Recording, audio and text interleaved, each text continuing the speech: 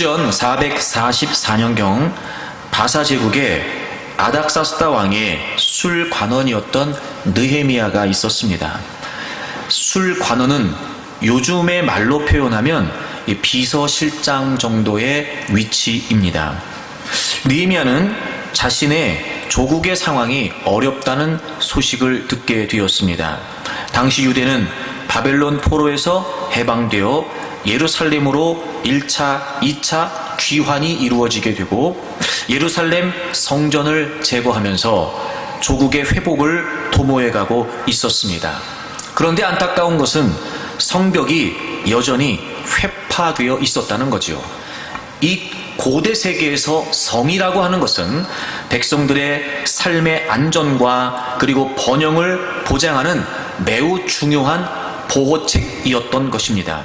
그러므로 성벽이 여전히 회파되어 있었다는 건 백성들의 삶이 얼마나 어려웠다는 걸 짐작할 수 있게 합니다. 아니나 다를까 포로에서 돌아오고 성전이 재건되고 나름대로 회복을 시도해 가고 있었지만 성벽이 회파되어 있는 상황에 유다 백성들의 삶은 약탈과 무질서에 노출되었고 그래서 여전히 큰 환난과 능욕을 당하고 있었습니다. 그 소식을 들었던 느헤미야는 예루살렘 성벽을 재건해야 되겠다라고 하는 뜻을 품게 되고 마침내 그는 예루살렘 성벽의 재건을 완성하는 큰 역사를 이루어내므로 유대 조국의 새로운 역사를 세워가게 되었습니다. 그런데 이 위대한 역사는 다름이 아닌 느헤미야의 기도에서부터 시작되었습니다. 조국의 가슴 아픈 현실을 듣고 그는 가슴에 품었던 그 모든 것들을 하나님 앞에 엎드려 기도하면서 나라의 회복을 그리고 나라의 재건을 소원했던 그의 애절한 기도로부터 성벽이 재건되는 어마어마한 역사가 이루어지게 되었다는 것입니다. 바로 조국의 가슴 아픈 현실을 품고 기도했던 그 느헤미야의 기도가 유대의 새로운 역사를 세우는 시작이 될 수 있었던 것입니다. 사랑하는 여러분, 우리 모두 느끼고 있는 것처럼 우리나라 역시 지금의 상황이 그리 밝지만은 않습니다. 여전히 불투명해 보이기만 합니다. 정치적으로 그리고 경제적으로 또 안보적으로 외교적으로 그리고 사회적으로 여러분 어디 한 구석 야 참 괜찮겠다 기대할 만한 또 살만하다 이렇게 안정이 될 만한 그런 분야가 없을 만큼 지금 우리나라의 현실 또한 너무도 힘겹고 어려운 것이 사실입니다. 오늘은 특별히 6.25가 일어난 지 67년이 되는 날입니다. 우리 모두 알고 있는 것처럼 나라가 큰 위기에 빠졌지요. 부산의 한 귀퉁이만 놔두고 다 빼앗길 처지가 되기도 했었습니다. 물론 전적인 하나님의 은혜였습니다. 그리고 약 21개국의 우방에서 200만 명의 사람들이 전쟁을 참전하여 우리를 도와주었습니다. 우리에게도 많은 희생이 있었고 수고가 있었고 노력이 있었습니다. 그리고 오늘의 대한민국에 이르게 되었습니다.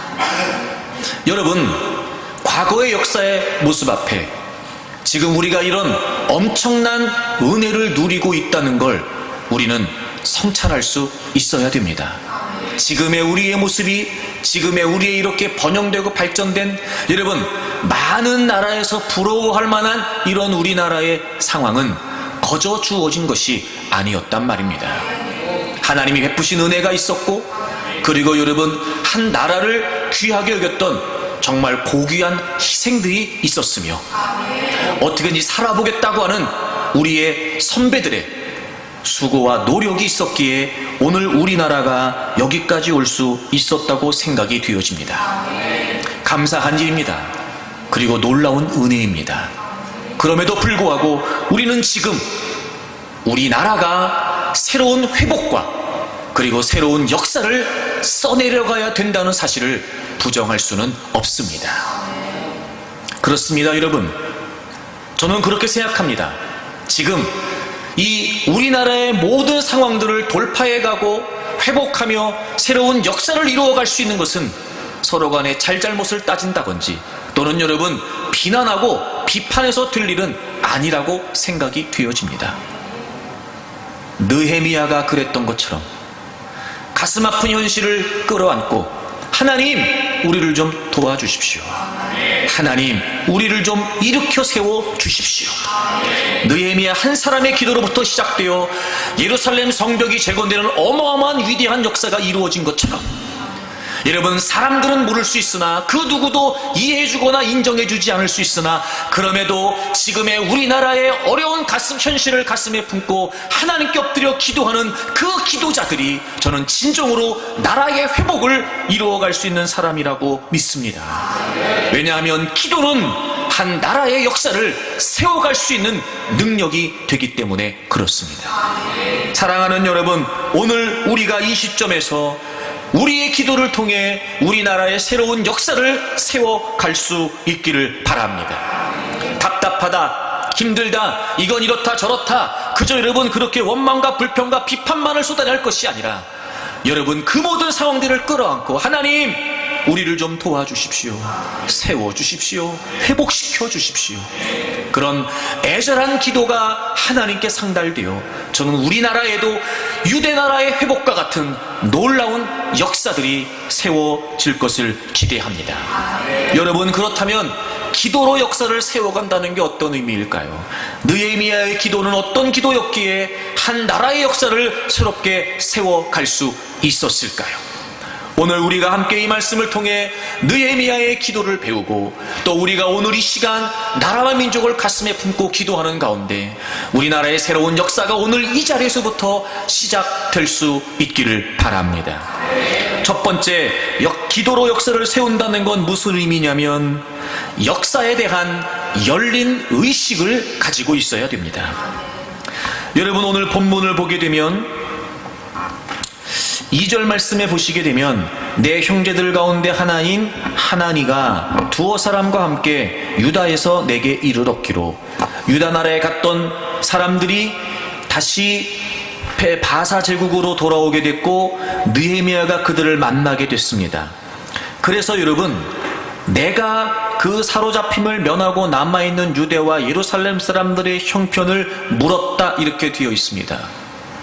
고국의 소식을 접하고 다시 바사로 돌아왔던 사람들이 있었습니다. 느헤미야는 그들을 만났습니다. 그들이 상황을 전하기 전에 내가, 느헤미야가 지금 포로에서 돌아온 사람들이 어떻게 하고 있는지, 또 포로로 잡혀가진 않았지만 남아있는 자들이 어떻게 되어 있는지, 무엇보다 예루살렘의 형편이 어떠했는지를 먼저 물었다는 겁니다. 느헤미야가 고국의 소식을 먼저 물었다는 거예요. 여러분, 여기서 물어봤다는 말은 단순히 궁금했기 때문에 알고 싶어서 물었다라는 표현이 아니더라고요. 여러분, 여기서 물었다는 말은 간청했다는 표현입니다. 다시 말하면 자신에게 필요한 것을 간절하게 요구했다라고 하는 의미였습니다. 사실 어찌 보면 이해가 잘 되지 않을 수 있습니다. 왜냐하면 느헤미야는 지금 바사 나라에서, 그것도 여러분 아닥사스다 왕의 비서실장으로, 술 맡은 관원의 역할은 어떤 일이었냐면 이 당시에도 왕을 음독 살해하려고 하는 시도가 굉장히 많았답니다. 그래서 왕에게 바쳐지는 모든 음식들과 음료들을 먼저 검사하는 사람이 술관원이었다는 거예요. 그러니까 여러분, 얼마나 아닥사스다 왕의 총애를 받고 신임을 받고 있었는지를 우리가 짐작할 수 있습니다. 다시 말해 느헤미야는 유대인이었던 그것은 분명했으나 유대 나라와 상관없이 지금 자기는 얼마든지 편안하고 안락한 삶을, 보장된 삶을 살고 있었던 겁니다. 그랬던 그가 굳이 고국의 소식을 궁금해할 필요가 뭐가 있을까? 여러분, 궁금한 정도가 아니라 마치 필요한 모든 것들, 어떤 것들을 요구하는 듯이 그렇게 간청해 가면서 여러분 고국의 소식을 들으려고 했던 이유가 뭐가 있었을까? 그는 편안했습니다. 그의 몸도 마음도 편안했습니다. 그는 지금 고국을 떠나 그리고 왕 밑에서 많은 권력과 번영을 누리고 있었습니다. 하지만 그는 늘 관심이 고국과 자신들의 백성에게 가 있었습니다. 조국의 같은 국민들에게 마음이 있었던 겁니다. 포로로 끌려갔던 그들이 남아있는 자들은 어떨까? 다시 돌아왔다고는 말하는데 돌아온 자들은 또 어떻게 살고 있는 걸까? 예루살렘은 어떻게 됐나? 성전 어떻게 됐나? 성벽은 어떻게 됐나? 여러분, 그는 늘 거기에 마음을 열고 관심을 갖고 있었던 겁니다. 뿐만 아니라 그렇게 해서 그때 갔다 왔던 사람들이 쭉 이야기를 다 해줍니다. 3절에 그들이 내게 이르되 사로잡힘을 면하고 남아있는 자들이 그 지방 거기에서 큰 환난을 당하고 능욕을 받으며 예루살렘 성은 허물어지고 성문들은 불탔다 하는지라. 4절, 내가 이 말을 듣고 앉아서 울었다는 거예요. 그리고 슬퍼했다는 겁니다. 물었습니다. 그리고 들었습니다. 그리고 그의 반응은 어땠습니까? 앉아서 울고 슬퍼했다는 겁니다. 여러분, 여기서 앉았다라고 하는 말은 단순히 그냥 주저앉았다라고 하는 의미가 아니었습니다. 여기서 앉았다라고 하는 말은 자신의 일상적인 삶을 정지했다, 이런 뜻이랍니다.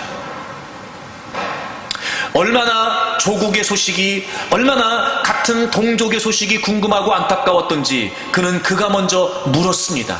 간절하게 요청했습니다. 그리고 그는 다 귀담아 들었습니다. 그리고 여러분, 그는 그 소식을 듣고 자신이 평상시 했던 그 일을 멈출 수밖에 없을 만큼 그 가슴 아픈 현실 때문에 그는 지금 애통해하고 슬퍼하고 있습니다. 여러분, 느헤미야의 기도가 어떻게 시작됐나요? 예루살렘 성벽이 재건되는 그 위대한 역사를 이룰 수 있는 그의 기도가 어떻게 시작됐습니까? 역사에 대한 열린 마음이 있었단 말이에요. 사랑하는 여러분, 우리는 지금 우리나라에 처해 있는 이 모든 현실에 대해서 눈도 귀도 마음도 열려 있어야 됩니다. 그래야 여러분 공감할 수 있겠죠. 그래야 아파할 수 있겠죠. 그래야 안타까워할 수 있습니다. 여러분, 기도한다는 게 무슨 의미입니까? 여러분, 우리가 기도자가 된다는 게 무슨 의미지요? 여러분, 우리가 기도를 많이 한다는 게 어떤 의미입니까? 눈을 감고 귀를 막고 마음을 닫고 그저 여러분 나만 바라보면서 기도하면 그게 진정한 기도자의 모습일까요? 그렇지 않습니다. 여러분,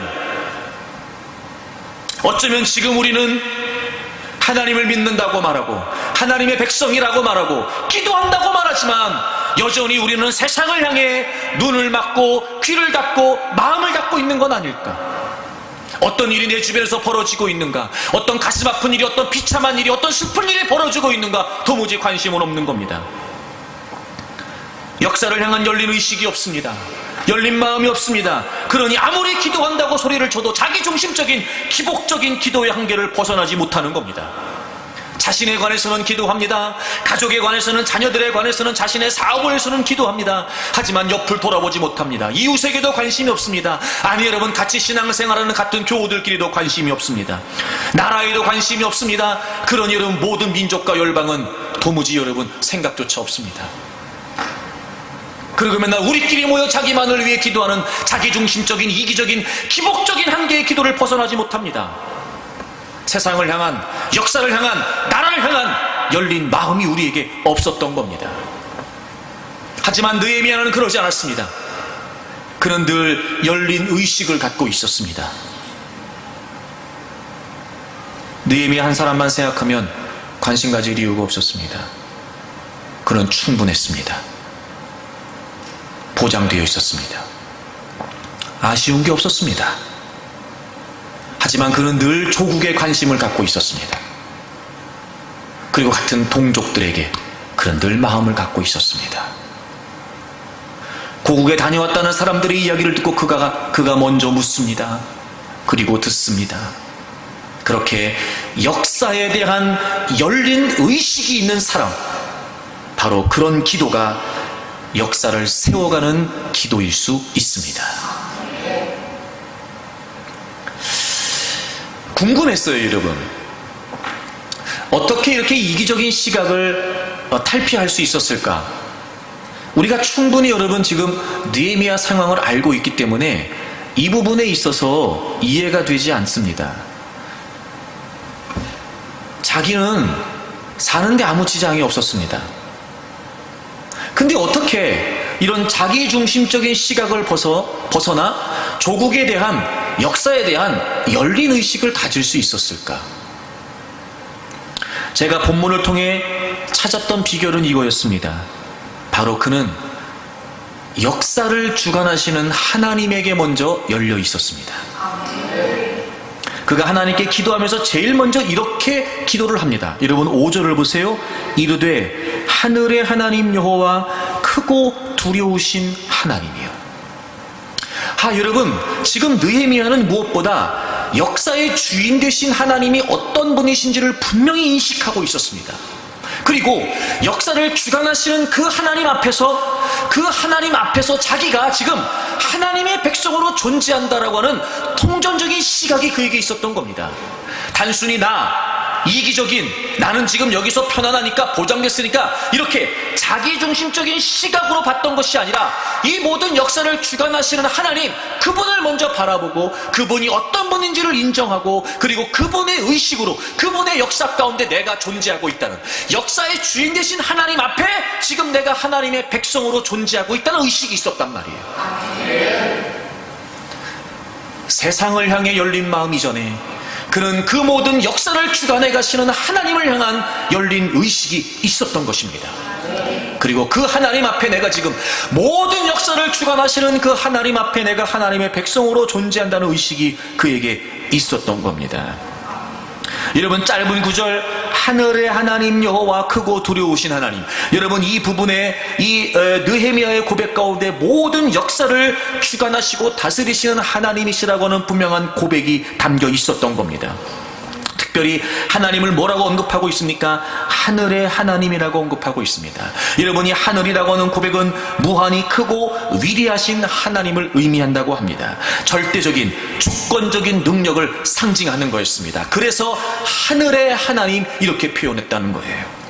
우리 성경에는 여호와라고 하는 말과 하나님이라고 하는 말로만 번역이 되어 있지만 사실 여기에서 여호와 하나님이라고 하는 이 표현에는 하나님과 관련된 세 가지의 호칭이 다 들어있답니다. 첫째는 바로 우리가 소위 여호와라고 하는 예호와라고 하는 호칭입니다. 보통 이 말을 유대인들은 아도나이로 읽었습니다. 바로 약속의 하나님, 신실하신 하나님이었습니다. 그리고 엘로힘이라고 하는 호칭이 담겨져 있습니다. 이것은 구약에서 가장 많이 하나님의 이름으로 불려진 일반 명사입니다. 그것은 하나님의 온전하심과 그리고 하나님의 전능하심을 의미하는 표현입니다. 그리고 마지막 세 번째 엘이라고 하는 호칭이 포함되어 있습니다. 그것은 바로 하나님의 능력과 하나님의 힘을 상징하는 의미였습니다.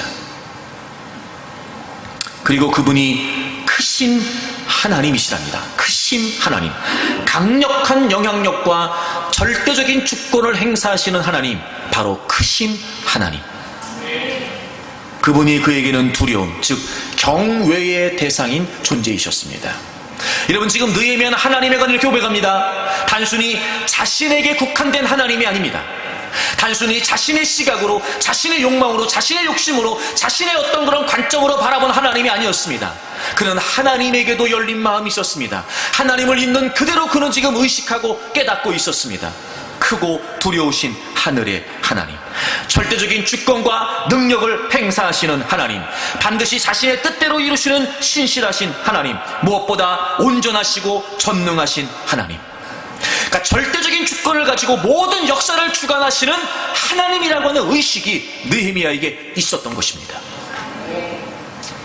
그 하나님을 바라보고 자기가 그 하나님 앞에 하나님의 백성으로 존재한다는 걸 인식했기에 여러분, 그는 자기 자신에게만이 아니라 나라를 향한, 역사를 향한, 세상을 향한 하나님의 시각, 열린 마음을 가질 수 있었던 것입니다. 여러분, 놀랍지 않습니까? 느헤미야는 자기가 지금 바사 제국의 고관으로서 누릴 수 있는 현세적인 영화보다 모든 역사를 주관하고 통치하시는 그 하나님의 백성으로서 하나님의 영광을 더 중요시하고 있다는 겁니다. 고국이 환난을 당하고 있습니다. 그 소식을 듣고 어찌 그는 그게 자신을 부르신 하나님의 음성이라는 걸 깨달을 수가 있었을까? 그 그 고국의 소식을 들었던 그 상황이, 그 충격적인 상황을 왜 회피하려고 하지 않고, 피하려고 하지 않고, 단순히 부담으로만 여기지 않고, 어떻게 그는 자신이 하나님께서 자신을 부르신다라고 하는 것으로 들을 수 있었을까? 어떻게 이 이야기를 듣고 성벽을 재건하겠다는 마음을 품을 수가 있었을까? 어떻게 내가 나라를 섬길 수 있다라고 하는 새로운 하나님의 부르심으로 들을 수 있었던 것일까? 그저 자신의 삶에만 국한되어 있는 이기적인 관점으로 하나님을 바라봤던 것이 아니라 하나님 그분으로 의식했던 겁니다. 모든 우주 만물을 주관하시는 역사의 주인 되신 하나님, 바로 느헤미야는 그 하나님을 인식하고 있었던 겁니다. 그리고 모든 역사를 주관하시는 하나님의 시각으로 자신을 바라보고, 그리고 고국을 바라보게 되지요. 아하, 하나님이 역사를 써가시는 하나님이, 역사를 주관하시는 하나님이 이런 상황을 통해 지금 나를 부르고 계시는구나. 열린 마음을 갖게 된 겁니다. 여러분은 어떻습니까? 과연 우리가 하나님에 대한 바른 인식이 있습니까? 그저 하나님은 내 문제나 도와주면 되시는 겁니까? 그저 하나님은 내 형편에 따라 역사만 해주면 되는 겁니까? 그저 하나님은 내 필요에 따라 도구적인 수단으로만 내가 믿으면 되는 겁니까? 여러분, 우리가 하나님을 우리의 삶 속에만 가두어 두고 있다는 거, 여러분, 이거 바른 신앙 아닙니다. 과연 우리가 하나님이 어떤 분이신지 아는가? 과연 우리가 하나님이 어떤 분을 인식하고 있는가? 과연 하나님이 어떻게 역사하시고 어떻게 주관하시며 이 모든 우주 만물을 주관하시는 분이라고 하는 분명한 깨달음과 인식이 우리에게 있는가? 하나님을 향한 열린 의식이 먼저입니다. 그리고 그 모든 역사를 주관해 가신 하나님께서 지금 이곳에 나를 있게 하신다는 겁니다. 그래야 세상을 향해 열린 마음을 가질 수 있습니다. 그래야 나라를 향해 열린 마음을 가질 수 있습니다. 그때 비로소 눈이 열립니다. 하나님의 시각으로 볼 수 있지요. 그때 비로소 귀가 열립니다. 하나님의 음성을 들을 수 있게 됩니다. 그때 비로소 마음이 열립니다. 과연 이 상황에 있게 하시는 주님의 마음은 무엇일까? 여러분, 역사를 향한 열린 의식을 가지고 기도해야 됩니다. 먼저 여러분의 기도를 들으신 하나님이 어떤 분이신지를 깨달을 수 있기를 바랍니다. 그분이 지금 어떤 의도로 역사를 써내려가고 계시는지를 여러분 깨달을 수 있기를 바랍니다. 왜 하나님께서 나를 여기에 두시는지를, 역사를 주관하시고 통치하시는 그 하나님으로부터 여러분의 인생을 바라볼 수 있기를 바랍니다. 그러면 주변이 보일 겁니다. 지금의 나라의 모습이 보일 겁니다. 지금의 나라의 상황이 보일 겁니다. 늘 여러분 나라를 위해 기도할 때마다 저는 여러분에게 그런 도전을 했습니다. 지금의 모든 문제는 우리의 책임이다. 우리의 책임. 여러분, 우리의 책임입니다. 과연 우리가 주변을 돌보고 그들을 품고 기도했던가? 나보다 더 어렵고 힘겨운 상황을 겪은 비참한 처지에 있는 그런 사람들에게 우리가 관심이 있었던가? 나라가 여러가지 복잡하고 어려운 상황 속에 있을 때 그저 여러분 내가 원하고 원하지 않는 차원에서 서로 손가락질하고 비난하고 비판만 했을 뿐, 과연 여러분 그 모든 상황들을 끌어안고 하나님께서 역사해 주시기를 원하는 마음으로 우리가 얼마나 기도했냐 말이에요. 이렇게 이기적인, 자기중심적인, 그래서 기복적인 한계를 벗어나지 못하는 기도, 여러분 그거 바른 기도라고 할 수 없습니다. 사랑하는 여러분, 먼저 역사를 주관하시는 하나님에 대한 의식이 있기를 바랍니다. 그리고 이제 세상을 향해 열린 마음으로 기도할 수 있기를 바랍니다. 제발 눈 닫고 귀 닫고 마음 닫고 나밖에 모르는 이기적인 신앙생활에 사로잡혀 살지 말고, 여러분 절대 하나님은 그런 분이 아니십니다. 이 하나님의 의식이 왜 중요하냐면, 역사를 주관하시는 하나님을 의식하는 게 왜 중요하냐면요, 큰 틀에서 그 하나님의 역사 속에 내가 존재한다는 걸 알게 되기 때문에 그래요. 그러니까 그게 분명하지 않으면 안 됩니다. 이런 먼저 시편 33편을 좀 찾겠습니다. 자, 하나님은 어떤 분이시냐면요, 4절부터 보겠습니다. 33편 4절을 보시면 여호와의 말씀은 정직하며 그가 행하시는 일은 다 진실하도다. 여러분, 하나님이 말씀하시는 거는 다 바른 일이에요. 다 바른 말씀, 그게 다 옳은 겁니다. 그리고 하나님이 행하시는 일은 다 진실하십니다. 그는 공의와 정의를 사랑하시고 세상에는 여호와의 인자하심이 충만합니다. 여러분, 여기서 하나님의 인자하심이라는 건 창조부터 시작되겠죠. 창조부터. 창조 때부터 선포된 그 말씀, 또 역사 속에서 선포하셨던 그 모든 말씀들 올바르십니다. 그리고 그 하나님의 통치, 그 하나님의 길, 그 하나님의 뜻은 다 진실되고 그리고 완전하십니다. 하나님은 그런 분이세요. 그렇게 하나님은 지금도 늘 이 땅에 하나님의 역사를 베풀어 가신다는 겁니다. 그리고 10절에 보시면 그 하나님께서 나라들의 계획을 폐하시고 민족들의 사상을 무효하게 하시고 여호와의 계획은 영원히 서고 그의 생각은 대대에 이르리로다 하셨어요. 그런 하나님께서 모든 것을 주관해 가십니다. 하나님의 뜻대로. 그러니까 여러분 보세요. 이 모든 우주 만물을 주관하시는 하나님은 정직하시고 진실하시고 공의와 정의를 사랑하시는 인자하신 분이세요. 그리고 그분은 이 모든 세상을 그분의 뜻 가운데로 이끌어 가십니다. 그 세상 속에 우리가 있는 거예요. 여러분, 하나님은 나만을 위해 존재하는 분이 아니라 말이에요. 하나님은 그런 분이시고, 그런 하나님은 지금도 이 모든 우주 만물을, 모든 나라의 역사들을 하나님께서 주관하신다고요. 그리고 그분의 주권에 의해 내가 존재하는 거예요. 자, 그러면 여러분, 자, 하나님은 모든 역사를 주관하세요. 모든 나라들을 통치하시고 그 다음에 모든 민족과 열방을 하나님은 사랑하세요. 그 중에 내가 있어요. 내가 하나님 백성으로 존재한다고요. 그럼 여러분, 하나님이 우리를 하나님의 백성으로 존재케 하시는 이유가 뭐겠냔 말이에요. 이 땅에 하나님 백성으로 존재하는 우리의 시각이 나에게만 국한되면 되겠냔 말입니다. 있을 수 없는 일입니다. 하나님이 어떤 분이신지 안다면, 그 하나님에 의해 내가 지금 이 땅에 존재하고 있다는 게 분명하다면, 우리는 그분이 나를 이 하나님의 큰 틀 가운데 존재하게 하신다는 사실을 깨달아야 돼요. 세상을 향해서 하나님이 우리를 존재케 하신다는 걸 깨달아야 된단 말이에요. 창세기 12장을 가보세요. 그래서 하나님이 아브라함을 부르십니다. 3절을 보겠습니다. 너를 축복하는 자에게는 내가 복을 내리고 너를 저주하는 자에게는 내가 저주하리니 땅의 모든 족속이 너로 말미암아 복을 얻을 것이라 하신지라. 여러분, 하나님이 아브라함을 부르신 건요, 단순히 아브라함한테 아들 주셔서 아브라함 부자 만들려고 하신 거 아니에요. 분명히 하나님이 언급하고 계세요.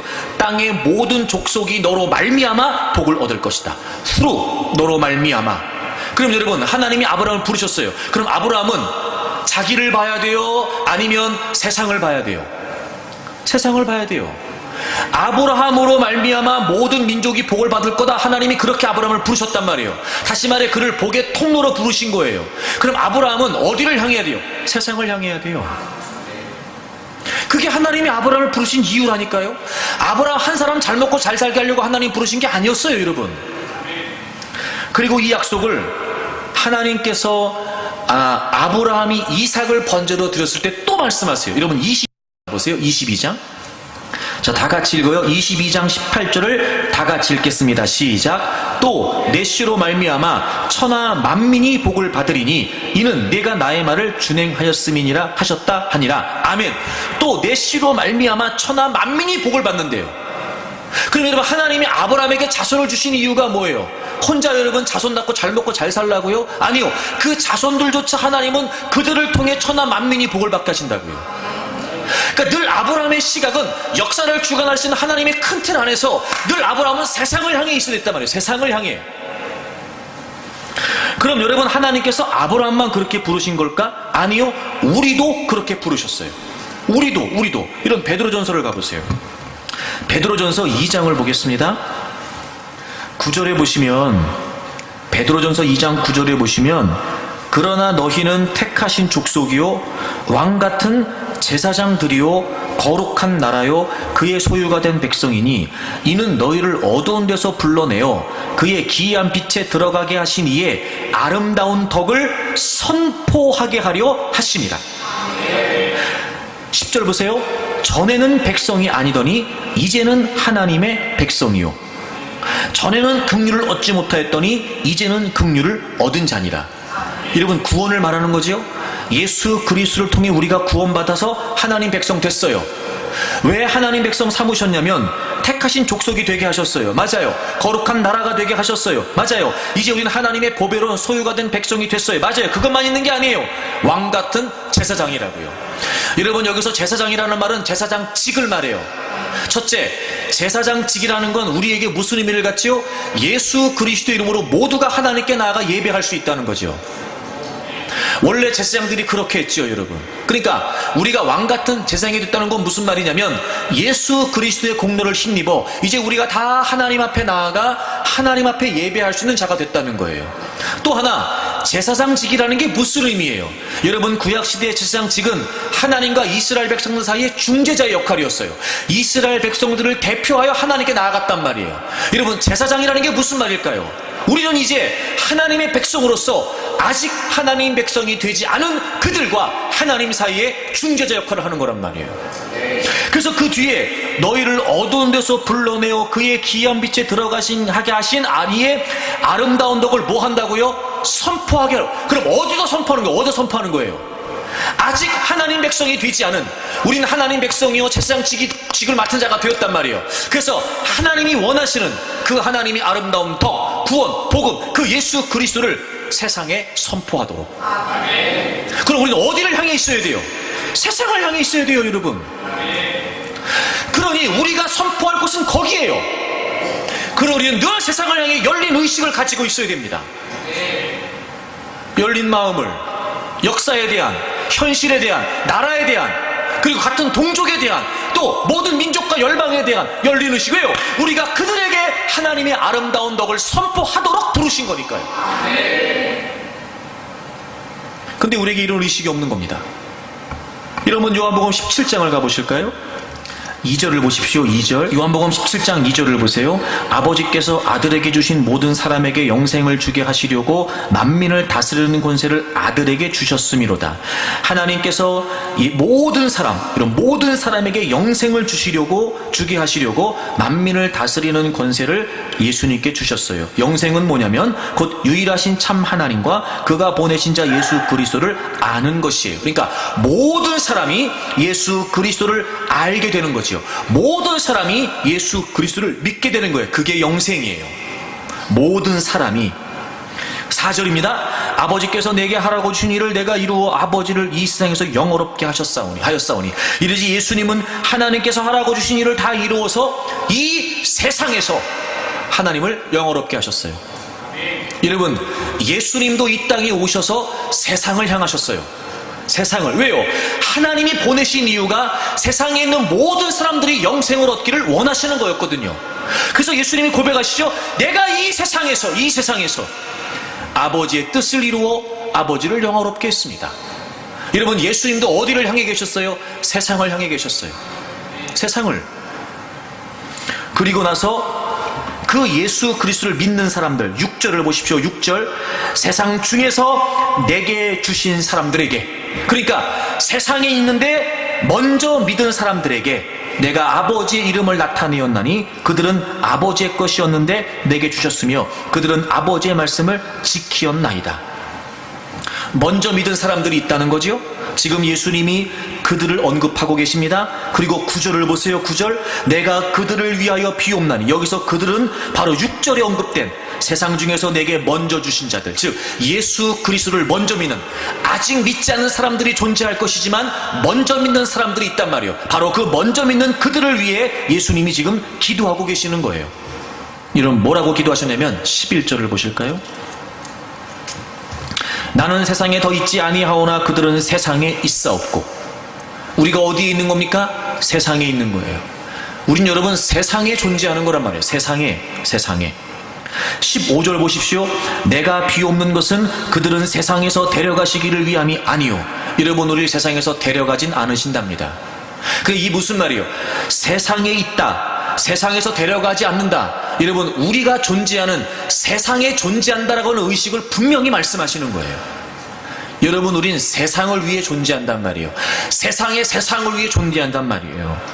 그래서 예수님께서 18절 보세요. 아버지께서 나를 세상에 보내신 것 같이 나도 그들을 어디로 보냈다고요? 세상에 보냈다고요. 20절 보세요. 내가 비옵는 것은 이 사람들만 위함이 아니요 또 그들의 말로 말미암아 나를 믿는 사람들도 위함이니. 그러니까 예수님은 지금 우리를 이 땅에 남겨두시고 하나님께서 예수님을 세상에 보내신 것처럼 우리를 세상에 보내셨답니다. 그리고 지금 예수님께서 기대하시는 건 뭐예요? 먼저 믿은 우리만을 위한 것이 아니라 그들의 말로 말미암아 나를 믿는 사람들. 그러니까 먼저 믿은 우리들을 세상에 보내셨고 그런 우리들을 통해 예수님을 믿게 될 그들을 바라보고 계신 거예요. 그럼 여러분, 우리가 이 땅에 존재하는 건 세상을 위해 존재하는 거예요.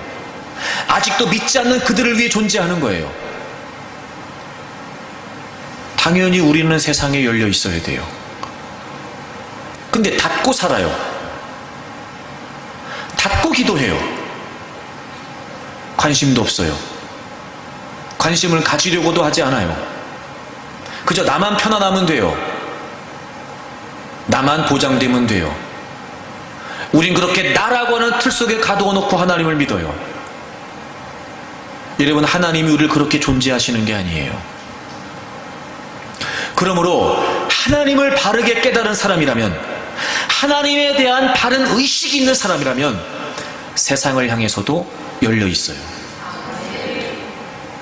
우린 바로 그 세상을 위해 존재하는 것이기 때문에 그렇단 말이에요.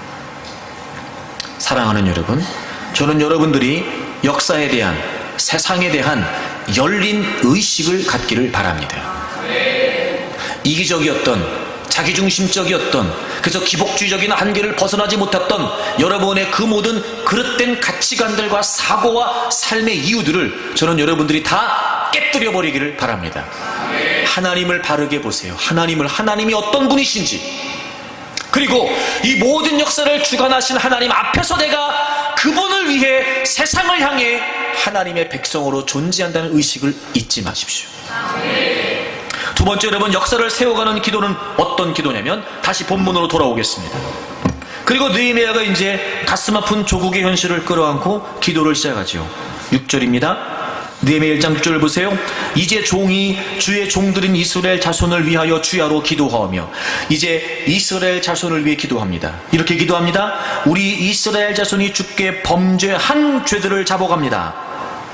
범죄한 죄들을 자복한다는 거예요. 주는 귀를 기울이시며 눈을 여시사 종의 기도를 들으시옵소서. 나와 내 아버지의 집이 범죄했습니다. 이스라엘 자손이 범죄한 걸 회개합니다. 나와 내 아버지가 범죄한 것을 회개합니다. 7절 보세요. 주를 향하여 크게 악을 행하여 주께서 주의 종 모세에게 명령하신 계명과 율례와 규례를 지키지 아니하였나이다. 여러분, 지금 느헤미야가 자신의 고국에 벌어진 그 모든 가슴 아픈 현실에 관해 이렇게 하나님께 고백합니다. 하나님, 우리가 하나님께 범죄했기 때문이었습니다. 우리 나라가 범죄했기 때문이었습니다. 우리 자손들이, 그리고 우리 아버지들이, 우리 모든 집안이 다 범죄했습니다. 크게 악을 행했습니다. 그게 뭡니까? 하나님께서 명령하신 계명과 율례와 규례를 지키지 않은 것입니다. 첫째, 느헤미야는 역사에 대한 열린 의식이 있었습니다. 그러니까 지금 통찰하고 바라보고 있는 겁니다. 그리고 왜 이런 일이 벌어졌을까? 왜 나라가 멸망한 걸까? 왜 우리가 포로가 된 걸까? 왜 성전이 무너지고 성벽이 회파된 걸까? 왜 여전히 우리 상황이 이런 걸까? 그는 지금 열린 의식을 가지고 세상을 바라보고 있습니다. 근데 놀랍지요, 여러분? 결코 비판하거나 비난하지 않습니다. 잘잘못을 따지지 않습니다. 누가 잘했기 때문입니다. 누가 못했기 때문이다. 이렇게 얘기하지 않습니다. 그리고 그는 고백합니다. 하나님, 이 모든 것은 우리가 하나님의 말씀을 지키지 않은 우리의 범죄함 때문이었습니다. 그리고 그는 지금 하나님 앞에 회개합니다. 다시 말해, 역사에 대한 바른 인식이 있었던 느헤미야는 두 번째, 역사에 대한 바른 성찰도 있었던 겁니다. 그리고 기도한 거예요. 여러분, 역사에 대해 열린 의식, 세상을 향해 열린 마음을 가지라는 건 비판하고 비난하고 손가락질하는 게 아닙니다. 따지라는 게 아닙니다. 누군 잘했다, 누군 못했다, 그러라는 게 아니에요. 진정한 역사에 대한 바른 성찰이 무엇입니까? 하나님, 우리가 하나님의 말씀을 쳐버렸습니다. 우리가 하나님을 등졌습니다. 우리가 계속해서 하나님을 모욕했습니다. 하나님을 바르게 섬기지 않았습니다. 우리가 하나님께 범죄했기 때문입니다. 그는 지금 역사에 대한, 고국에 대한 바른 성찰이 있었던 겁니다. 그리고 그거 어떻게 합니까? 하나님께 회개합니다. 참, 여러분이 느헤미야의 회개를 보게 되면요, 정말 이해되지 않습니다. 우리 이스라엘 자손이 주께 범죄한 죄들을 자복합니다. 자기가 범죄한 게 아니었습니다. 자기의 조상들이, 자자손손, 자기와 관련 없는 사람들입니다. 근데 그들이 범죄한 죄를 자기가 자복한답니다. 현실적으로 그렇습니다, 여러분. 느헤미야는 포로 시기에 출생했기 때문에 이스라엘 자손들이 저지른 죄악과 직접적인 연관이 없는 사람입니다. 그럼에도 불구하고 이스라엘의 죄악을 자신의 일처럼, 자신의 아버지의 일처럼 그렇게 동일시해서 자기가 지금 하나님께 회개하고 있는 겁니다. 역사에 대한 열린 의식이 있는 사람은 역사에 대한 바른 성찰도 할 줄 압니다. 그게 뭐예요? 다 자신의 죄악으로 인정하고 수용하고 그 모든 범죄를 끌어안고 하나님께 자복하고 회개하는 겁니다. 본인이 말이. 뿐만 아니라 7절에 보시면 주를 향하여 크게 악을 행했습니다. 여러분, 그는 역사에 대한 열린 의식이 있었습니다. 정확히 현실을 파악하고 있었습니다. 어떤 상황인지 알고 있었습니다. 그러나 그 모든 것들을 통해 이스라엘 자손들이 저질렀던 죄악들을 합리화시키거나 미화시키거나 축소시키지 않았습니다.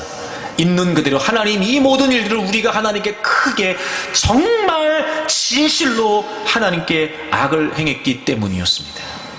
그렇게 그는 역사에 대한 바른 성찰을 갖고 그 모든 죄악된 모습들, 범죄함을 끌어안고 하나님께 엎드려 회개하고 있습니다. 여러분, 지금 이 현실에 우리나라의 작금의 상황에 정말 필요한 사람이 누굴까요? 여러분, 진짜 필요한 기도가 무슨 기도일까요? 저는 여러분, 이 모든 상황을 가슴에 끌어안고 진심으로 하나님 앞에 회개하는 사람이 필요하다고 믿습니다.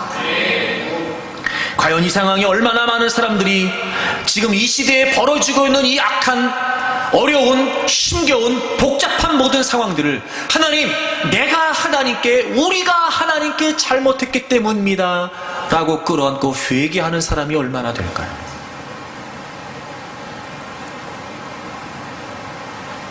여러분, 지금 우리나라에 벌어지고 있는 이 모든 일들, 무엇보다 먼저 우리가 하나님께 엎드려 회개해야 됩니다. 우리가 자유하지 못합니다. 우리가 바르게 살았다면, 우리가 온전한 믿음으로 살았다면, 우리가 진리를 진리로 붙들고 살았다면, 우리가 성경적인 바른 믿음을 추구해왔다면, 그래서 우리가 성경적인 바른 삶을 추구해왔다면, 여러분, 세상은 이렇게까지 허물어지지 않았을 겁니다. 우리나라는 이렇게까지 되지 않았을 겁니다. 저의 잘못이고 우리의 잘못입니다. 또 하나, 그 누구의 범죄라 할지라도 그걸 여러분 우리의 죄악으로 끌어안고 그들의 범죄한 모습일지라도 나의 범죄로 끌어안고 하나님 용서해 주십시오, 회개가 필요하다고요. 왠지 아십니까? 우리와 하나님 사이를 가로막는 가장 강력한 장애는 바로 해결되지 않은 죄의 문제이기 때문에 그렇습니다. 여러분, 이사야서를 찾겠습니다. 이사야 59장을 보시죠. 1절과 2절입니다. 구약성경 1040페이지 1절과 2절입니다. 여호와의 손이 짧아 구원하지 못하심도 아니요 귀가 둔하여 듣지 못하심도 아니라. 여러분, 하나님의 능력이 없어서 우리를 구원하지 못하시는 것도 아니랍니다. 하나님께서 귀가 둔하셔서 우리가 부르짖는 기도를 못 듣는 것도 아니시랍니다. 이유가 있다면 우리 2절을 다 같이 읽겠습니다. 2절입니다. 시작. 오직 너희 죄악이 너희와 너희 하나님 사이를 갈라놓았고 너희 죄가 그의 얼굴을 가리어서 너희에게 듣지 않으시게 함이라. 아멘. 가장 결정적인 건 무엇이었냐면 우리의 죄악이었습니다. 우리의 죄악이었습니다. 아무리 부르짖어도 하나님이 듣지 못하시는 거예요. 하나님은 능력이 있으십니다. 얼마든지 역사하실 수 있는 하나님이십니다. 그런데 우리의 죄악이, 더 정확히 표현하면 해결되지 않은 우리의 죄악의 문제가 하나님과 우리 사이를 분리시켰답니다. 그 죄악이 하나님의 얼굴을 가리워버렸답니다. 그래서 하나님이 들으실 수 없답니다. 정말 여러분 나라가 회복되기를 원하고, 정말 여러분 나라가 안정과 질서를 찾기를 원한다면, 그리고 그 모든 일들은 사람의 일이 아니라 하나님이 행하실 일이라고 믿는다면 우리는 무엇보다 누구의 잘잘못을 따지기 이전에 느헤미야와 같은 심정으로 하나님, 우리의 잘못입니다. 주여 우리를 용서해 주십시오. 우리가 이렇게 심각한 악을 범하고 있습니다. 하나님, 우리가 이렇게 더럽고 추악한 모습으로 살고 있습니다. 우리가 하나님의 능력을, 우리가 하나님의 응답을 우리의 죄악 때문에 경험하지 못하고 있습니다. 하나님, 우리의 죄를 용서해 주십시오. 그 누구의 죄악이라도, 그 누구의 범죄라도, 또 그것이 나와 상관없는 범죄라 할지라도, 그것이 나하고 직접적인 연관이 없는 일이라 할지라도 지금 우리나라의 가슴 아픈 현실을 정말 회복하기를 원하는 마음이 있다면 그 누구라도 먼저 끌어안고 하나님께 엎드려 회개해야 됩니다. 우리의 책임입니다. 우리의 책임. 여러분, 믿지 않는 사람들이 회개를 할까요? 이런 믿지 않는 사람들이 하나님이 도우셔야 된다는 걸 알까요? 이런 믿지 않는 사람들이 하나님의 손길로만 회복이 된다는 걸 알고 있을까요? 모르잖아요. 그들은 모르니까 그렇습니다. 여러분, 모르니까. 우리는 알지 않습니까? 하나님 앞에서 해결되어지는 죄악의 문제가 얼마나 심각한지 우리는 알고 있지 않습니까? 그런데 어찌 우리가 역사에 대한 바른 성찰을 갖지 못한 채 잘잘못을 따지고 앉아있겠습니까? 그렇게 여러분 잘잘못을 따지고 앉아있으면 시간 보낼 시간에 한마디라도 더 엎드려 하나님께 회개해야 됩니다.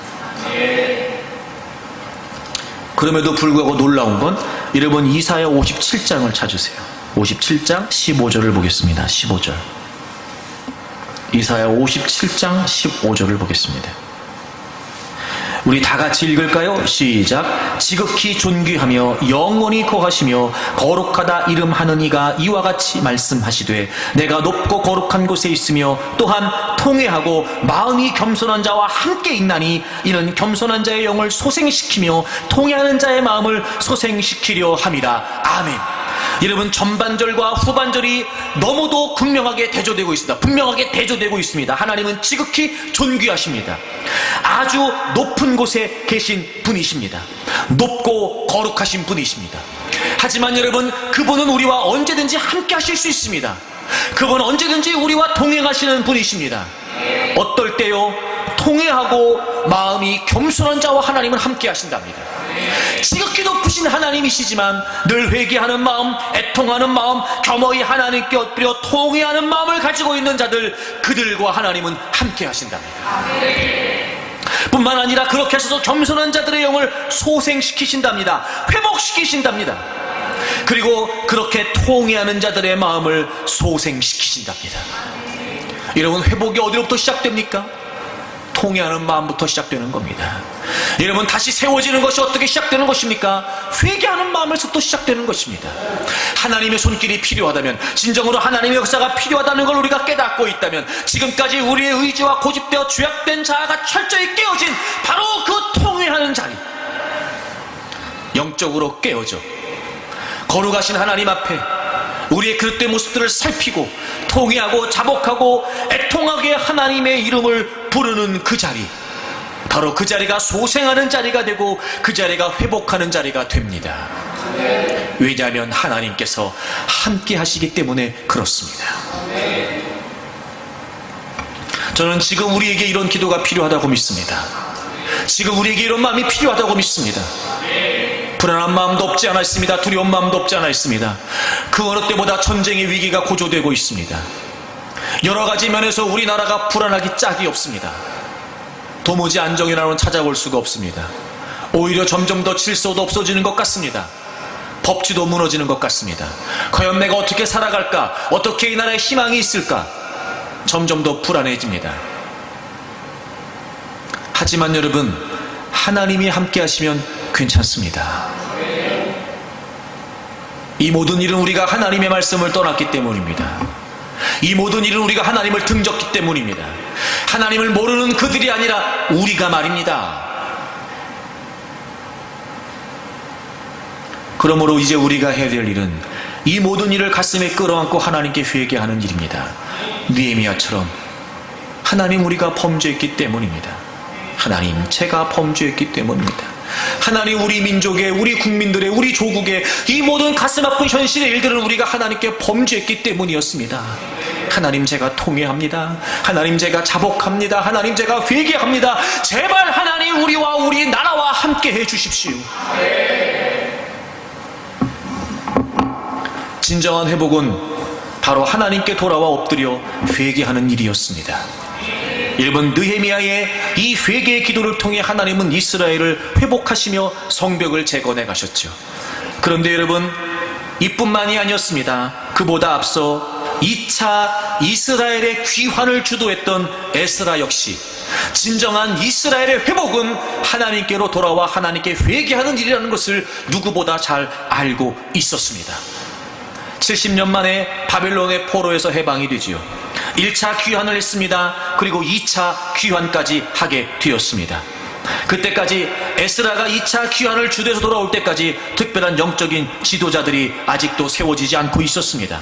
그러므로 이스라엘은 신앙적으로 매우 해이해져 있었습니다.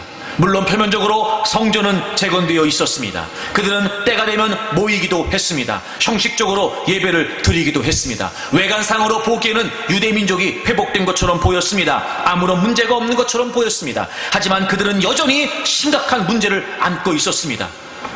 그들의 신앙 양심이, 하나님을 향한 그들의 마음이 여전히 무뎌져 있었고 타성에 젖어 있었으며 형식주의에 빠져 있었습니다. 그래서 유대인들은 하나님의 백성이라고 하는 진정한 모습을 잃어버리고 살고 있었습니다.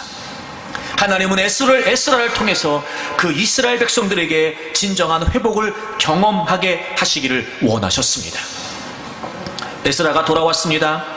남아있는 사람들, 돌아온 사람들이 여전히 가증한 일을 행하고 있었습니다. 우상 숭배에서 벗어나지 않고 있었습니다. 여전히 본토에 남아있었던 이방 여인들과 혼인을 하고 있었습니다. 그건 무엇보다 하나님이 원하시는 일이 아니었습니다. 그 소식을 알게 되었던 에스라는 그 자리에 주저앉아 하나님 앞에 통회하고 회개하기 시작합니다. 여러분, 에스라 9장을 보겠습니다. 에스라 9장을 보세요. 에스라 9장 3절을 보시면, 내가 이 일을 듣고 속옷과 겉옷을 찢고 머리털과 수염을 뜯으며 기가 막혀 앉으니, 여전히 우상 숭배가 있고 이방의 족속들과 결혼하고 혼인하고 하나님의 율법을 지키지 않았던 그 모습 돌아왔습니다. 성전은 재건됐습니다. 겉으로 보기엔 아무 문제가 없는 것처럼 보였습니다. 하지만 여전히 하나님께 범죄하고 있는 그 이스라엘 백성들의 모습을 알게 되었던 에스라는 그 자리에 털썩 주저앉아 옷을 찢고 머리털과 수염을 뜯으며 하나님께 참담한 심경과 상한 마음으로 서게 됩니다. 즉, 그는 회개의 심정을 갖게 되었다는 겁니다. 그리고 에스라가 선포합니다.